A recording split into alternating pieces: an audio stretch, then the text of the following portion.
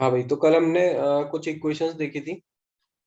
Equation of line कैसे हम find कर सकते हैं इन 3D, है ना।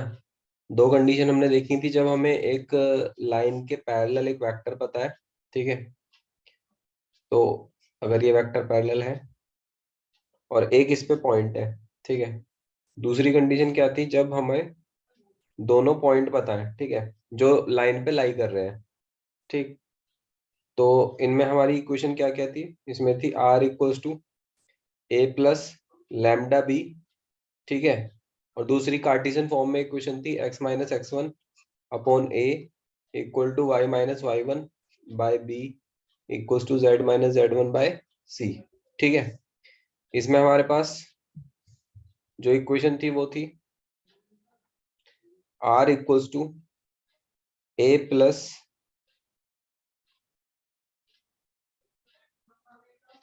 एक मिनट रुको जरा।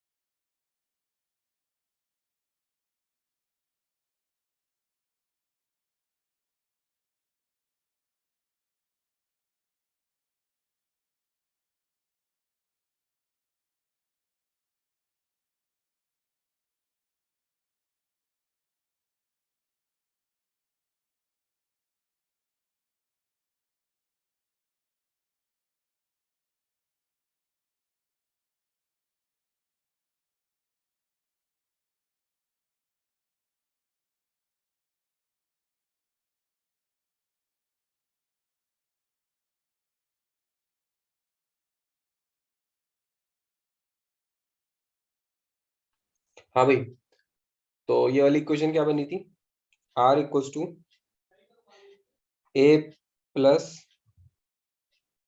अगर ये दो पॉइंट थे, ये यहाँ पे ओरिजिन था,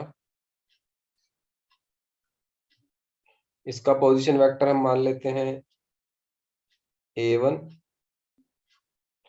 और ये a2, ठीक है। तो it becomes r equals to a1 plus lambda a2 minus a1। और जो दूसरी इक्वेशन कार्टेशियन फॉर्म में बनी थी वो थी x minus x one upon x2 minus x one y minus y one by y two minus y one z minus z one by z two minus z one. यहाँ इसमें इस वाली first condition में जो था, ये origin था अगर, तो ये पोजीशन वेक्टर ए था, और यहाँ कहीं जनरल पॉइंट था कोई पी जिसका पोजीशन वेक्टर आर था, ये बी वेक्टर जो पैरेलल था, ठीक है।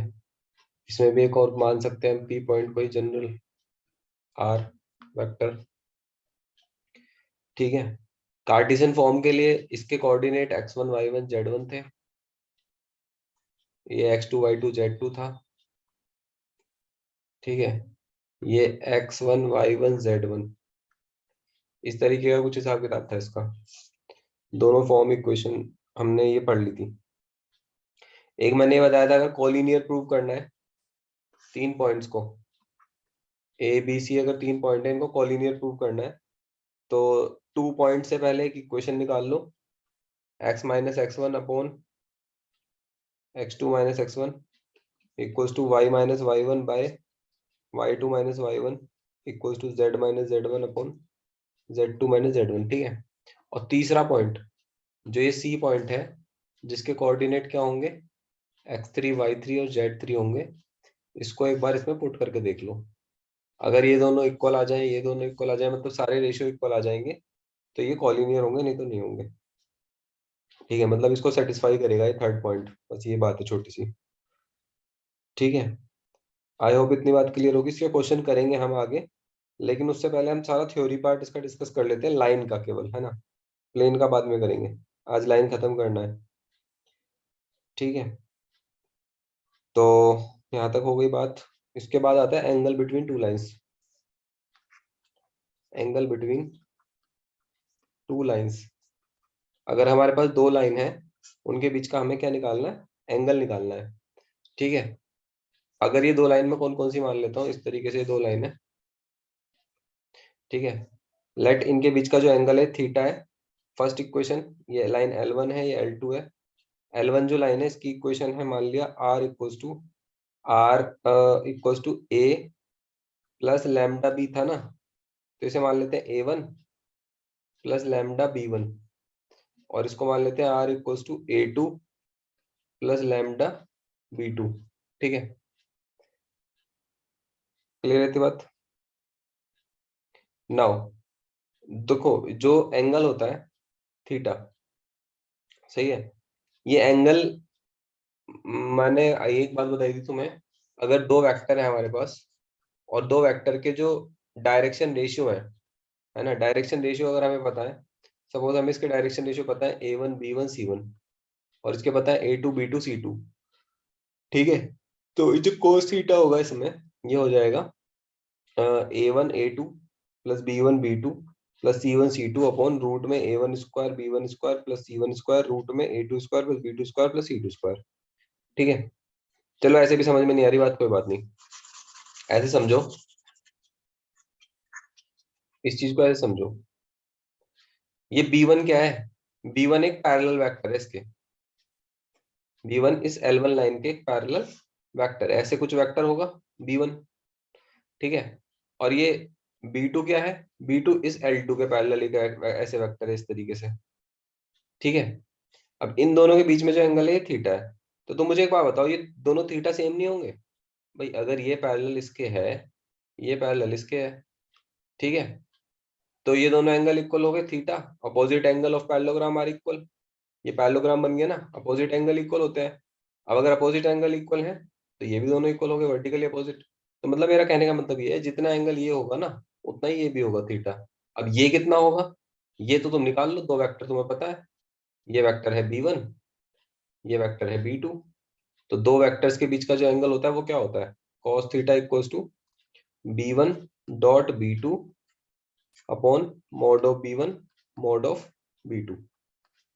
ठीक है, तो ये एंगल आ गया बिटवीन टू वेक्टर्स, और जो ये एंगल होगा यही लाइन के बीच में भी एंगल होगा, L1 और L2 लाइन के बीच में। ठीक है, तो ये तब बात है जब हमें वेक्टर फॉर्म में दे रखी हो इक्वेशन, है ना। ऐसे कब निकालेंगे, जब वेक्टर फॉर्म में होगी इक्वेशन, है ना।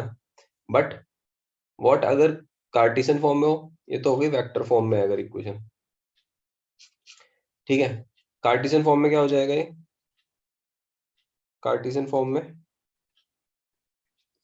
कार्टेशियन फॉर्म में हमारे पास इक्वेशन कैसी होती है, इक्वेशन होगी इस फॉर्म में, x-x1 upon A1 equals to y-y1 upon B1 equals to z-z1 upon C1। And दूसरी इक्वेशन क्या होगी, x-x2 bye A2, y-y2 bye B2, z-z2 bye C2। ठीक है, इसी फॉर्म में होगी। तो उस केस में जो एंगल होगा ये cos थीटा, ये होगा इनके, इसके डायरेक्शन रेशियो से ही आएगा ये भी, है ना। तो ये क्या आ जाएगा, A1 A2 plus B1 B2 plus C1 C2 by root A1 square plus B1 square plus C1 square root A2 square plus B2 square plus C2 square. देखो देखा जाए ना, ये भी इसी से आया है ऊपर वाले से ही। कैसे, B1 B2 क्या है, ये थे डायरेक्शन रेशियो, या फिर जो वेक्टर बन रहा है ना, और वेक्टर किससे बनता है, डायरेक्शन रेशियो से। भाई एक बात बताओ, अगर तुम्हारे पास एक लाइन है, ये लाइन है, ठीक है, इसके डायरेक्शन रेशियो तुम्हें मैंने बोल दिया A1 B1 C1 है, ठीक है, और ये बी वेक्टर है, तो बी वेक्टर तुम क्या बोलोगे, क्या हो जाएगा ये A1 I cap B1 J cap plus C1 K cap. ठीक है, तो बस उसी B1 को और B2 को मैंने डॉट प्रोडक्ट कर दिया, तो डॉट प्रोडक्ट करके ये आ गया, और उसका मैग्नीट्यूड निकाल के ये आ गए। ठीक है, तो ये फॉर्मूले याद रखने हैं, किसका, एंगल का। ठीक है, to find angle, Cartesian form में भी और वेक्टर फॉर्म में भी। ठीक है, दोनों को नोट कर लो, याद रखना।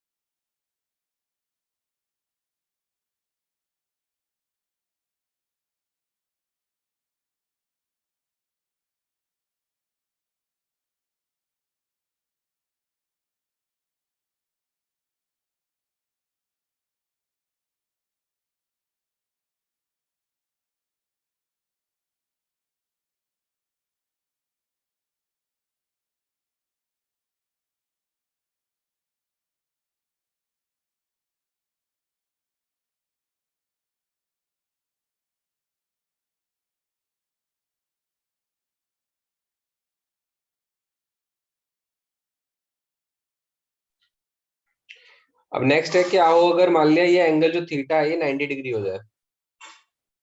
अगर ये एंगल थीटा 90 डिग्री हो, इफ थीटा इज 90 डिग्री, है ना, लाइंस अगर परपेंडिकुलर होंगी कब, कॉस थीटा भी आया क्या, a1 a2 plus b1 b2 plus, ये तो अभी तुमने लिखा ही था, ये था ना फॉर्मूला।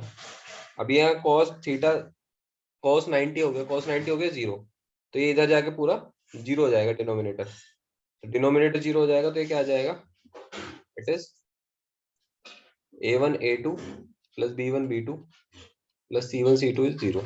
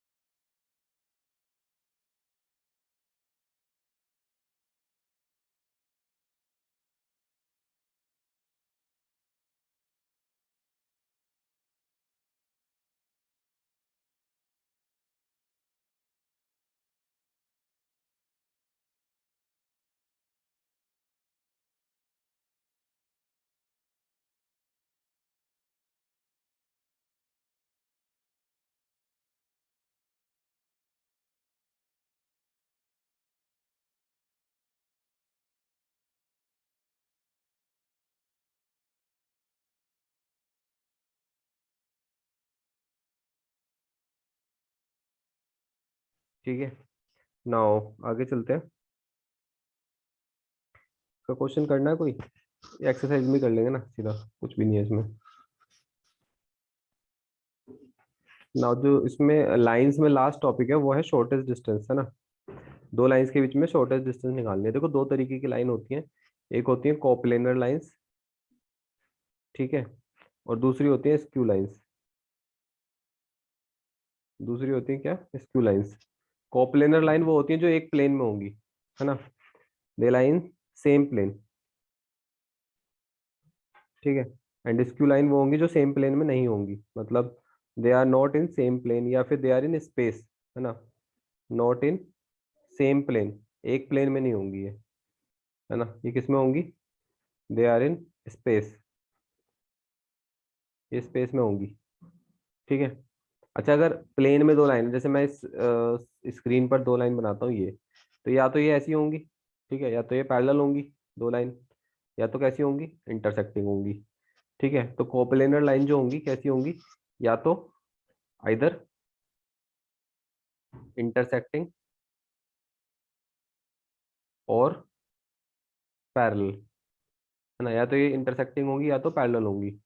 अब स्क्यू लाइन का क्या है, ना तो ये इंटरसेक्टिंग होती है और ना ही पैरेलल होती, ठीक है, ना तो इंटरसेक्टिंग होंगी ना ही पैरेलल होंगी। कौन सी लाइन, स्क्यू लाइन, है ना, neither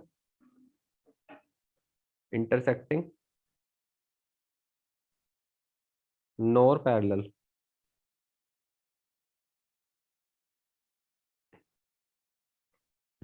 let me show you कैसी दिखती है स्क्यू पैरेलल लाइन या स्क्यू लाइंस।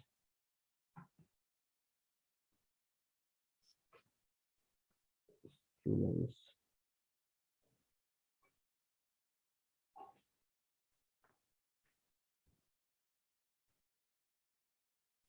देखता हूँ कोई इमेज दिखती है तो।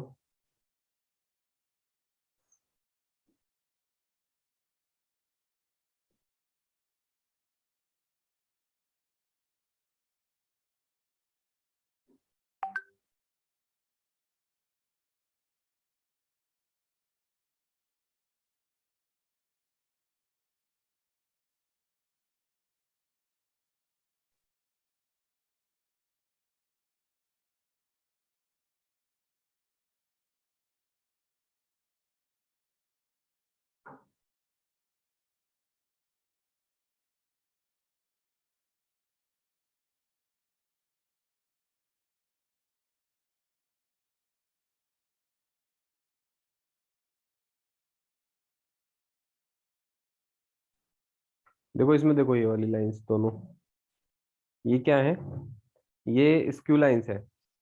ये एक तो डीबी जो है ये इस वाले प्लेन में आ रही है नीचे, ठीक है, और ये AC1 ये इस प्लेन में आ रही है। अब ना तो ये कभी इंटरसेक्ट करेंगी, इसको मैं आगे बढ़ाऊं, इसको भी आगे बढ़ाऊं, तो कभी इंटरसेक्ट नहीं करेंगी, ये पीछे की तरफ जा रही है ये, है ना। और ना ही ये पैरेलल है, तो एक ऐसी लाइन हो गई स्क्यू लाइन से, ठीक है। बाकी कोप्लेनर लाइन तो तुमने देखी है ही पहले से। ये बात क्लियर है, बताओ, कोई डाउट है तो बोलो इसमें।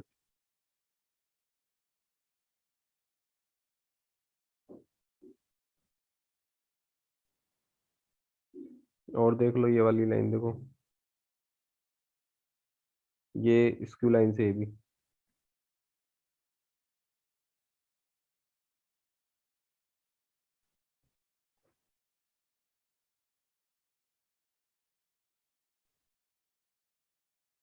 ठीक है,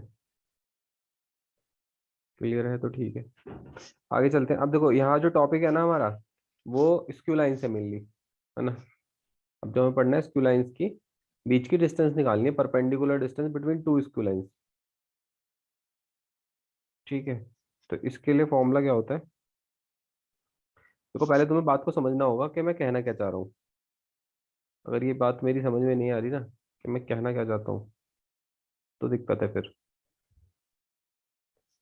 जैसे एक बात समझो, इस वाले डायग्राम में जो अभी मैंने बताया था डायग्राम, ये है ना, मुझे इन दोनों के बीच की लाइन डिस्टेंस निकालनी है, जो दोनों लाइंस है ना DB और AC1, इनके बीच की परपेंडिकुलर डिस्टेंस निकालनी है।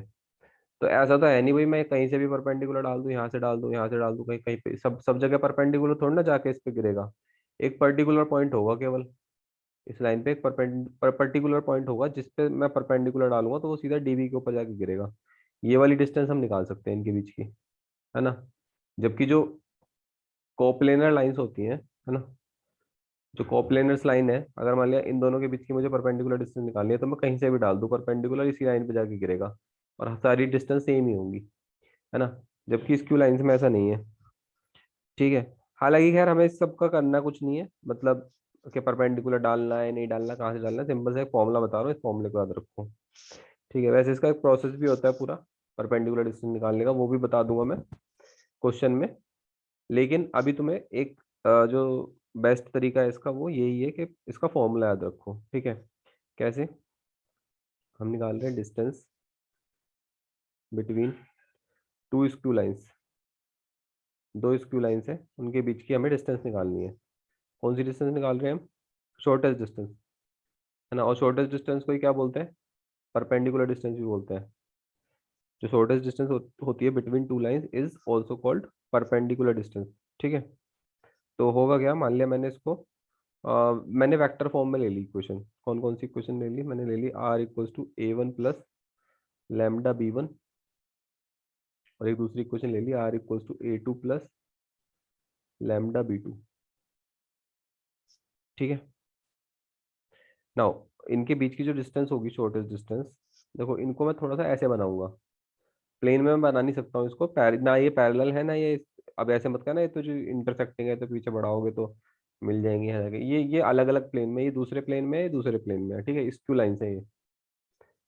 तो ये मान ली मैंने इनके बीच की परपेंडिकुलर डिस्टेंस, लेट दिस, तो मैं ये डिस्टेंस निकालने वाला हूँ ये, तो D क्या हो जाएगा, इट इज A2 - A1, ये वेक्टर है, dot B1 cross B2 upon B1 cross B2 का मैग्नीट्यूड, का होल मैग्नीट्यूड, ठीक है। अगर मान लें नेगेटिव आ रहा है तो उसको पॉजिटिव कर लेंगे, ठीक है। तो ये फॉर्मूला रहेगा इसका। अब बात ये आती है, चलो जी ठीक है, अगर हमें वेक्टर फॉर्म में दे रखी है इक्वेशन लाइन की, तब तो हम पहचान लेंगे A1 B1 क्या है, A2 B2 क्या है। लेकिन क्या अगर मान लिया कार्टेशियन फॉर्म में दे रखी है तब भी सही लगेंगे, हाँ तो लगा सकते हैं तब भी। तब क्या करेंगे हम, पहले जो कार्टेशियन फॉर्म में इक्वेशन दे रखी होगी ना, उस कार्टेशियन को वेक्टर में चेंज कर लेंगे पहले, और फिर वेक्टर में ये फॉर्मूला लगा देंगे, ठीक है।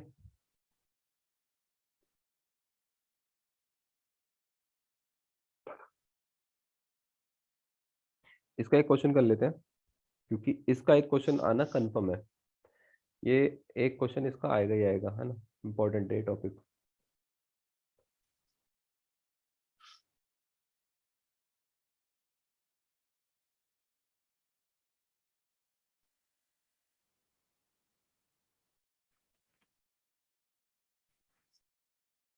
एक वेक्टर दिया हुआ है r 1 माइनस टी आई कैप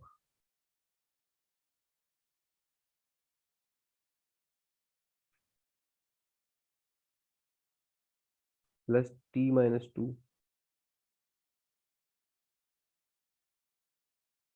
जे कैप प्लस 3 माइनस 2 टी के कैप। ये एक लाइन की इक्वेशन है। दूसरी लाइन की इक्वेशन है r equals to s plus 1 i cap plus 2s minus 1 j cap minus 2s plus 1 k cap. ठीक है, तो क्या अभी जो इक्वेशन हमें दी हुई है ये स्टैंडर्ड फॉर्म में है? ये स्टैंडर्ड फॉर्म में नहीं है बिल्कुल भी। स्टैंडर्ड फॉर्म कौन सी थी? r equals to a plus lambda b. तो इसे r equals to a plus lambda b में चेंज करने के लिए हमने क्या करा, इसको हमने ऐसे लिख लिया, r इक्वल्स टू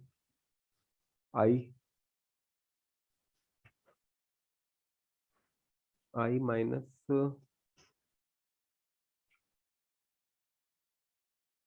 ऐसे लिख लेंगे, i minus t i plus t j minus 2j plus 3k minus 2tk। ठीक है, एक तरफ तो टी वाली टर्म कर लेंगे सारी, और दूसरे में जो विदाउट टी है, जैसे आई माइनस 2j प्लस 3k, ये एक साथ आ गई एक ब्रैकेट में। इसमें से टी कॉमन ले लो, तो टी माइनस आई प्लस जे माइनस 2k। क्या अब ये इक्वेशन आ रही है हमारी इस फॉर्म में, r equals to a plus lambda b. A ये हो जाएगा, ये बी है, और टी क्या है यहाँ, लैम्डा। ठीक है, T will be lambda.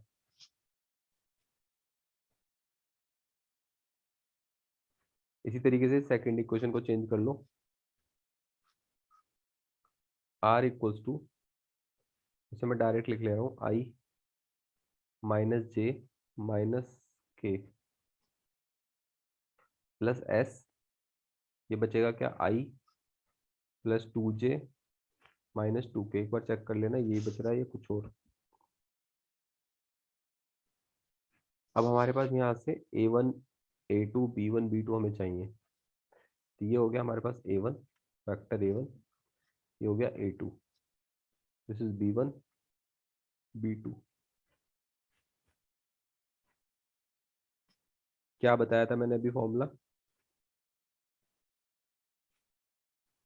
Formula था, जो डिस्टेंस है इट इज, डिस्टेंस तो स्केलर है, d इक्वल्स टू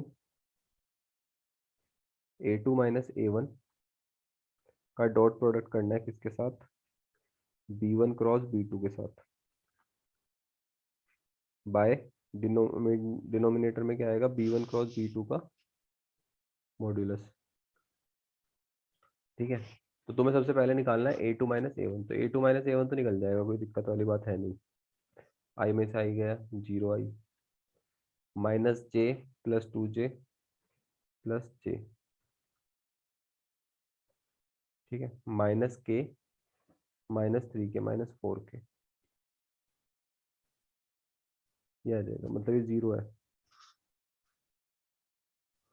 अब क्या चाहिए, b1 क्रॉस b2 चाहिए। तो b1 क्रॉस b2 निकालना पड़ेगा भाई, है ना। ये तुम्हें आता ही होगा b1 क्रॉस b2 निकालना, आई जे के, है ना। तो b1 क्या है हमारे पास, -1 आ जाएगा, 1 और -2। b2 में आ जाएगा 1 2 -2। ठीक है, आई कैप, इसमें वो लगा दो, इसको ऑपरेट कर दो इस डिटर्मिनेंट को। तो डिटर्मिनेंट को खोलेंगे तो क्या आएगा, -2 प्लस 4 माइनस जे 2 माइनस 2 प्लस 2 हो जाएगा, के कैप इट इज -2 -1, तो it becomes 2i cap -4j cap -3k cap, ये आएगा। इसका मैग्नीट्यूड निकाल लो।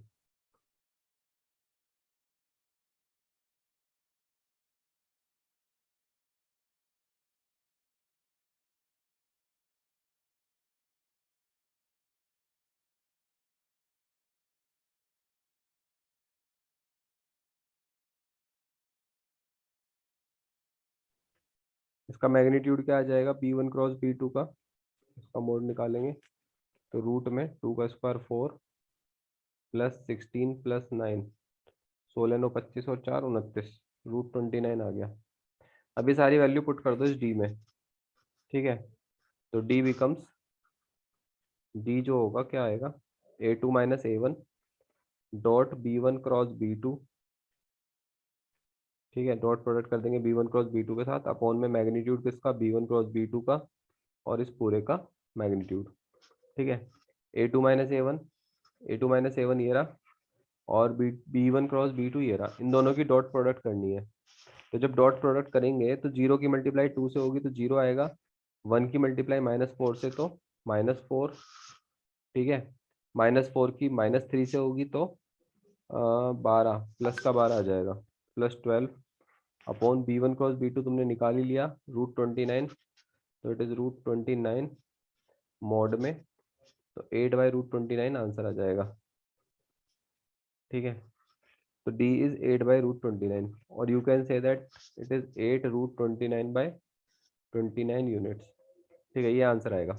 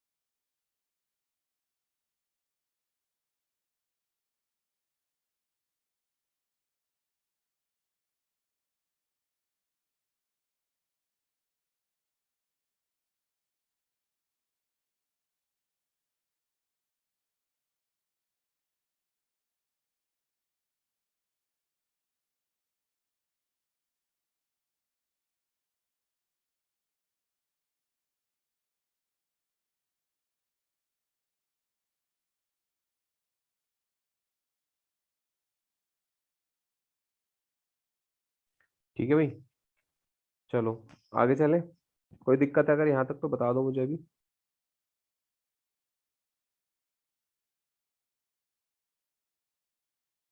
अच्छा, अगर हमें दो पैरेलल लाइन के बीच की डिस्टेंस निकालनी है, मतलब जो स्क्यू पैरेलल ना हो, तो क्या करेंगे। अगर दो पैरेलल लाइन है ना, तो उनका ये b1 b2 सेम रहेगा, सोचो, रहेगा नहीं रहेगा। भाई अगर लाइन पैरेलल है तो उनकी डीआरएस सेम होंगे। अगर दो लाइन पैरेलल है तो उनकी इक्वेशन ऐसी होगी, r equals to a1 plus lambda b, r equals to a2 plus lambda b, ठीक है। मतलब उनके डीआरएस सेम होंगे, है ना, दोनों के सेम डीआरएस, डिस्टेंस बिटवीन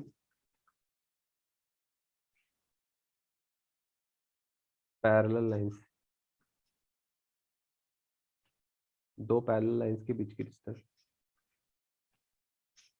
तो इसके लिए फॉर्मूला क्या यूज करेंगे हम, ये तो परपेंडिकुलर डिस्टेंस है, d इक्वल हो जाएगा b cross a2 minus a1 bye mod of b का होल मॉड, ठीक है। अब मतलब तुम जो ये b1 b के साथ क्रॉस प्रोडक्ट करोगे ना a2 माइनस a1 की, ये कोई एक वेक्टर आएगा, फिर उस वेक्टर का तुम्हें क्या करना है, मैग्नीट्यूड लेना है, ठीक है, तो इस फॉर्मूले को भी यूज कर सकते हैं हम।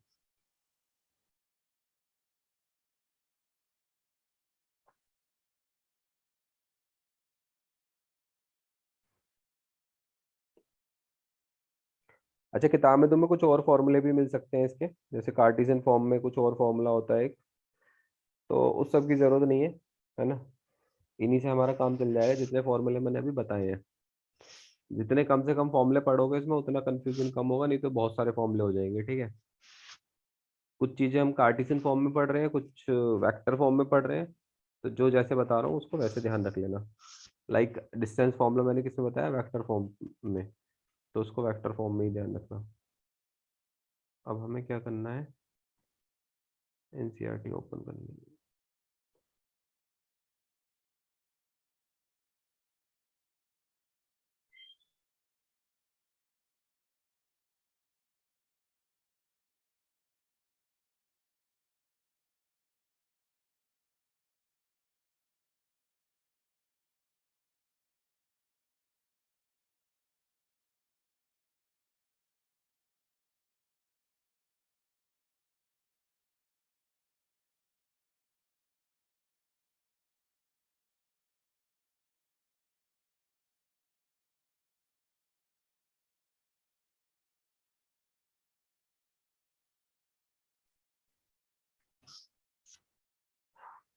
तो इसके क्वेश्चन देख लेते हैं हम सेकंड एक्सरसाइज के फिर। ये सेकंड एक्सरसाइज है। हम्म, फर्स्ट क्वेश्चन से स्टार्ट कर दो इसको।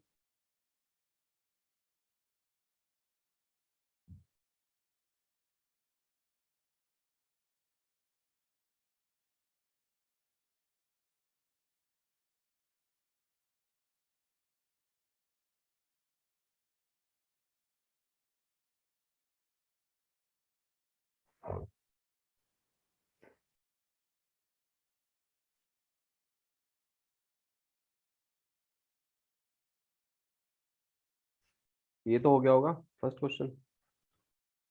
Show that three lines with direction cosine this are mutually perpendicular. तीन लाइनें जिनके डायरेक्शन कोसाइन हमें पता है, तो वो म्यूचुअली परपेंडिकुलर होंगी। ठीक है, तो इनके डायरेक्शन कोसाइन पता है ना। ये मान लिया हमने L1 M1 N1, L2 M2 N2, L3 M3 N3। ठीक है, तो पहले मैंने लाइन ले ली, ये L1 है, ये L2, ये L3, तो फोर L1 एंड L2। ठीक है, L1 और L2 के लिए देख लो, अगर इनके डायरेक्शन कोसाइंस की प्रोडक्ट अगर जीरो के इक्वल आ रही है तो परपेंडिकुलर है, नहीं तो नहीं है। मतलब तुम क्या निकालोगे, L1 L2 plus M1 M2 plus N1 N2, ये निकाल के देख लो बस, कितना आ रहा है। अगर जीरो आता है तो ये परपेंडिकुलर है, नहीं तो नहीं। जो अभी कंडीशन मैंने डायरेक्शन रेशियो के लिए बताई थी ना, A1 A2 plus B1 B2 plus C1 C2 equal to zero, वही डायरेक्शन कोसाइन के लिए भी होती है।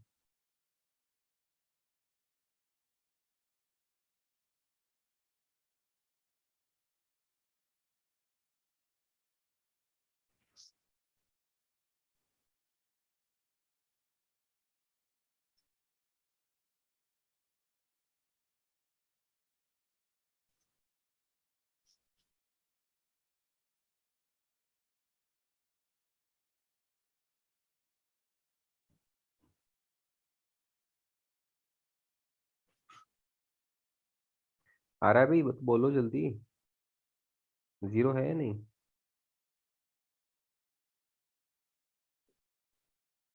12/13 into 4/13 minus 3/13 into 12/13 minus 4/13 into 3/13। Upon में तो 169 है ही सब में, तो ये 48/169 माइनस 36/169 एंड 12/169। तो आई थिंक जीरो ही आ रहा है। 48 माइनस 48/169, आंसर इज जीरो। ठीक है, इसी तरीके से तुम चेक कर लोगे for L2 and L3, then for L3 and L1।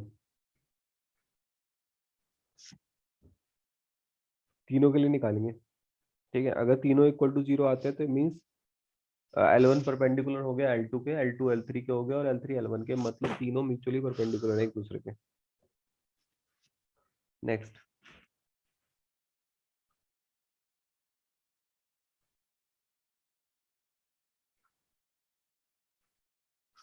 Show that the line through point this, दो पॉइंट ही तो है। Show that the line through the point this and this is perpendicular to the line passing through the point this and this. तो इन दोनों से एक line जा रही है, इन दोनों से एक लाइन जा रही है, दोनों बतानी है परपेंडिकुलर होंगी। बता सकते हो दिव्यांश कैसे होगा ये क्वेश्चन?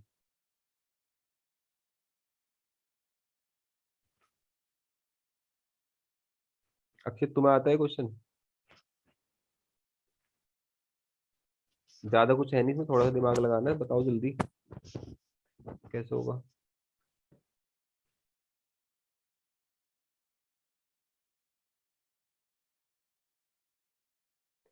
अरे भाई एक लाइन इन दो पॉइंट से जा रही है, पास हो रही है ए और बी से, कोऑर्डिनेट पता है ए के भी बी के भी। एक लाइन है सी और डी से जा रही है, सी और डी के भी पता है कोऑर्डिनेट। तो ये चाह रहे हैं पता करना कि परपेंडिकुलर है क्या एक दूसरे पे। तो जब दो पॉइंट पता है तो तुम डीआरएस निकाल लो इसके। क्या निकाल लिया तुमने? डीआरएस, मतलब A1 A2 A1 B1 C1, ऐसे इसके भी निकाल लो डीआरएस, A2 B2 C2। अगर इनकी multiply A1 A2 plus B1 B2 plus C1 C2 अगर जीरो आ जाती है, तब तो ये परपेंडिकुलर है दोनों लाइन, नहीं तो नहीं है। हमसे अगर ये पूछता ना कि इनके बीच का एंगल निकालो तो